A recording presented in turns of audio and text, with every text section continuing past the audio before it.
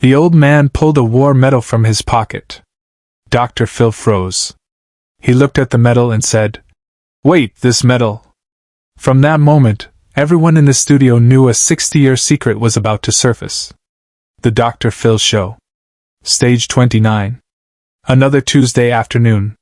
The audience settled into their seats expecting the usual drama. Family conflicts, intervention moments, Dr. Phil's signature tough love approach cutting through years of dysfunction. But sometimes a small bronze medal carries more weight than anyone expects. Harold Mitchell was 87 years old. Silver hair, deeply lined face, hands that trembled slightly from age but still maintained the careful precision of someone who had once assembled rifles in the dark. He sat in the beige guest chair wearing a simple blue button-down shirt and khaki slacks, the uniform of retired men everywhere. Beside him sat his granddaughter, Jennifer, 42, a high school teacher from Tucson. Her eyes were red from crying. Her hands gripped the armrest of her chair. Dr. Phil sat across from them, leaning forward in that characteristic pose that said he was listening, really listening, to whatever pain had brought them to his stage. "So Harold, Dr. Phil said, his voice carrying that Oklahoma drawl that somehow made even hard truths feel bearable. "Jennifer tells me you've been carrying a secret for 60 years. A secret about your military service. And she says it's eating you alive." Harold nodded slowly. His jaw worked like he was chewing words he didn't want to swallow. "Yes, sir." "And you're ready to tell her?" "To tell everyone? I have to. Before I die. She deserves to know the truth about her grandfather." Jennifer reached over and squeezed Harold's hand. "Grandpa, whatever it is." "No," Harold interrupted gently. "Let me say it. I've practiced this for 60 years and I still don't have the right words, but I'm going to try." Dr. Phil nodded. "Take your time. We're not going anywhere." Harold reached into his shirt pocket, a slow, deliberate movement, and pulled out something small wrapped in faded velvet cloth. He unwrapped it carefully, almost reverently, and held it up. A military medal. Bronze star suspended from a blue and white striped ribbon. The Korean War Service Medal. Dr. Phil's entire body went rigid. His hand, which had been gesturing naturally, froze midair. His eyes locked onto that medal. His mouth opened slightly. The audience noticed the shift immediately. Something was wrong. Or right. Or impossibly complicated. "Harold," Dr. Phil said, his voice suddenly sharp, professional, the tone of someone who had just seen something that didn't add up. "That medal.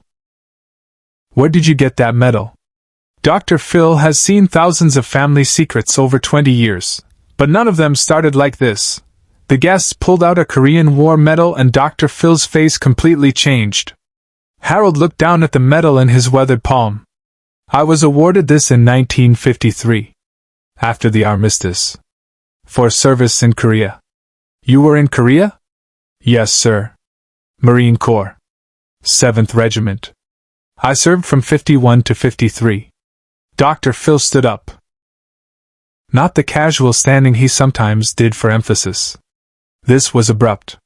He walked closer to Harold, his eyes never leaving the medal. "May I?" Dr. Phil extended his hand. Harold hesitated, then carefully placed the medal in Dr. Phil's palm. Dr. Phil examined it. Turned it over. Looked at the back. His jaw clenched. When he looked back up at Harold, his expression was unreadable.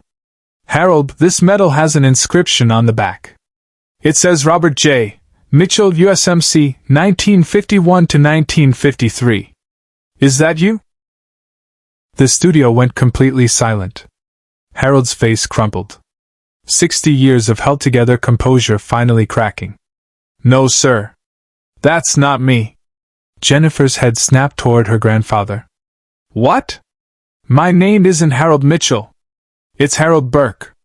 I took Robert's name. After he died. And I've been living as him ever since." The audience gasped. That collective sound of 300 people suddenly understanding they were witnessing something profound and terrible and true. Dr. Phil looked at the medal again, then at Harold, then at Jennifer, whose face showed complete shock. He made a decision. "Stop," Dr. Phil said, not loudly but with absolute authority. "Stop the cameras. Everyone stay where you are." The director's voice came over the speakers. "Dr. Phil, we're in the middle of—" "I said stop," Dr. Phil interrupted. "Right now. Nobody moves. Harold, don't say anything else. Jennifer, stay right there." He turned to his senior producer standing off stage. "Carla, I need you to get me our research team. Right now. I need military service records. I need verification on Robert J. Mitchell, USMC, served Korea 1951 to 1953. And I need it in the next 5 minutes." Carla nodded and disappeared. Dr. Phil sat back down, still holding the medal. He looked at Harold with an expression that mixed empathy and steel, the look that made him one of the most effective interventionists on television. "Harold, before we continue, I need you to understand something. What you're about to tell us, if this is what I think it is, there could be legal implications. There could be family implications. Are you sure you want to do this on television?" Harold nodded, tears streaming down his face. "I'm 87 years old, Dr. Phil. I've been living a lie for 60 years. If I don't tell the truth now, I'll die with it. And I can't do that to Jennifer. She deserves to know who her grandfather really is." Dr. Phil looked at Jennifer. "Are you okay to hear this?" Jennifer wiped her eyes. "I need to know. Whatever it is. Subscribe and leave a comment, because the most powerful part of this story is still ahead." Dr. Phil nodded. "Okay. Cameras back on. Let's do this right." The studio settled back into tense silence. Dr. Phil still held the medal, turning it over in his hands like it was a piece of evidence, which, in a way, it was.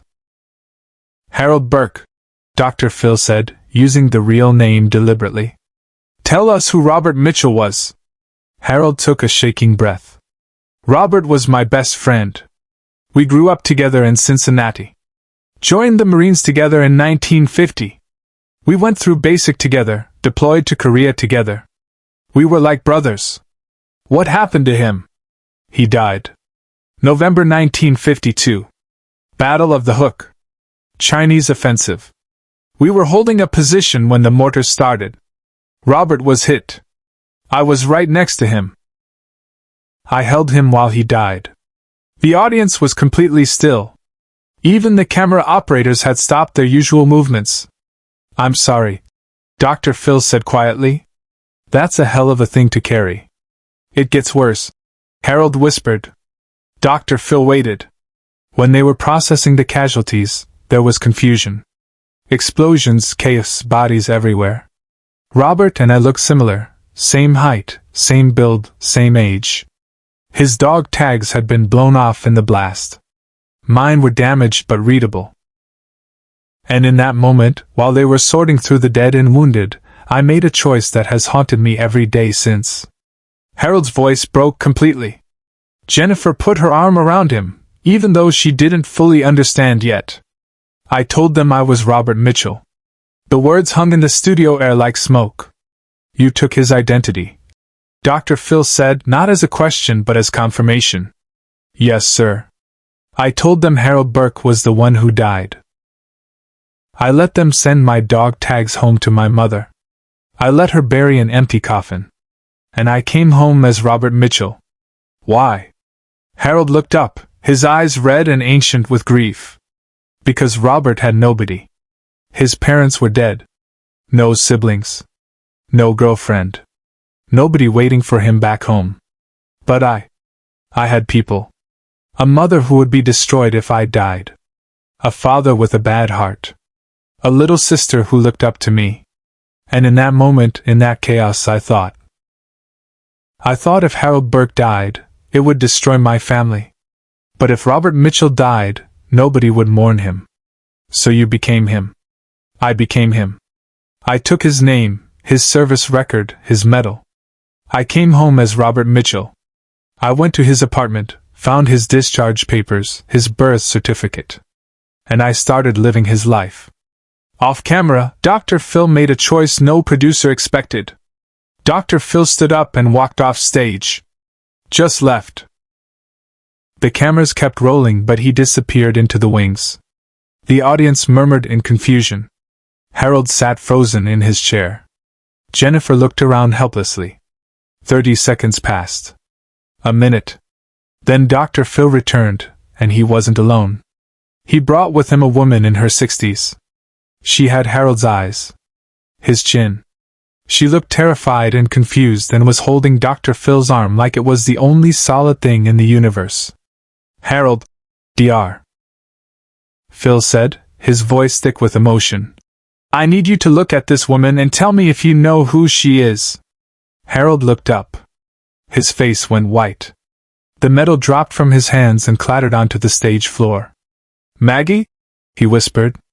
The woman started crying. Harry? Is that really you? What? Harold couldn't form words. How? Dr. Phil helped the woman to a chair. This is Margaret Burke. Your sister. Who you thought buried you in 1953. The studio exploded. Not in applause but in shocked gasps and sobs. Camera operators were crying. Production assistants were covering their mouths. Dr. Phil's eyes were wet. I called her during the break, Dr. Phil said, his voice rough. Our research team found her in Cincinnati. She's been living 40 minutes from here, visiting her son in Burbank. I had her driven here immediately. Harold and Margaret stared at each other across 6 decades of assumed death. You were alive, Margaret whispered. We buried you. We mourned you. Mom died thinking you were dead. Dad died thinking you were dead. I've spent 60 years thinking my brother died in Korea. I'm sorry, Harold sobbed. I'm so sorry. I thought it would hurt less. I thought. Margaret stood up, walked to her brother, and slapped him across the face. The audience gasped. Then she pulled him into her arms and held him while they both cried. But what happened next is something no one in the room, or watching at home, saw coming. Dr. Phil let them cry. He didn't rush it. Didn't try to move the show along. Just let 2 siblings who had been stolen from each other by a terrible decision have their moment. Finally, when they'd quieted to shaking breaths, Dr. Phil spoke. Harold, I need to tell you something. And I need you to hear me. Harold looked up, still holding his sister. What you did was wrong. You lied to your family. You stole a dead man's identity. You let your mother die thinking you were dead. That's not okay. That's never going to be okay. Harold nodded, accepting the judgment. But, Dr. Phil continued, his voice softer. You were 19 years old. You just watched your best friend die in your arms. You were in the middle of a war zone. And you made a split-second decision that you've punished yourself for every single day since. You've been in prison for 60 years. A prison of your own making. He picked up the fallen medal from the stage floor. This medal belongs to Robert Mitchell. And you've been carrying it as penance. As punishment. As a reminder of the man whose life you took so you could keep yours. Dr. Phil walked over to Jennifer, who sat stunned, crying, trying to process that her grandfather was actually her great-uncle and had been living under a false name her entire life. Jennifer, your grandfather, your great-uncle, did something terrible. But he did it because he couldn't bear the thought of causing his family pain. Which is exactly what happened anyway. Just 60 years delayed. He placed the medal in Jennifer's hand. I want you to keep this. Not as a reminder of deception, but as a reminder that we're all capable of making terrible choices in terrible moments. And that those choices ripple forward in ways we can't predict. Dr. Phil turned back to Harold and Margaret, still holding each other. You two have 60 years to catch up on. 60 years of life that was stolen by fear and war and a choice made in chaos. And I'm going to do everything in my power to help you find your way back to each other. He looked at the audience. We're going to take a break. When we come back, we're going to talk about what happens next. How Harold can finally live as himself. How this family can heal. The show went to commercial. But the cameras kept rolling backstage, capturing Harold and Margaret sitting together, holding hands, 60 years of separation dissolving with every shared memory. Dr. Phil arranged for Harold to legally reclaim his birth name. He connected the family with counselors specializing in military trauma and complicated grief. He personally paid for DNA testing to officially confirm what everyone already knew. Share and subscribe. Make sure this story is never forgotten. 6 months later, Harold Burke, using his real name for the first time in 6 decades, attended his nephew's wedding. Margaret walked him down the aisle. Jennifer stood beside them both. Robert Mitchell's medal was donated to the Korean War Veterans Memorial, with a plaque explaining his service and sacrifice. Harold finally let it go. In his final years, Harold Burke lived as himself.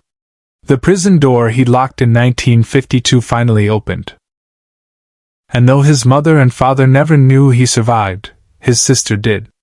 Sometimes the heaviest thing we carry isn't metal. It's the truth we're too afraid to speak.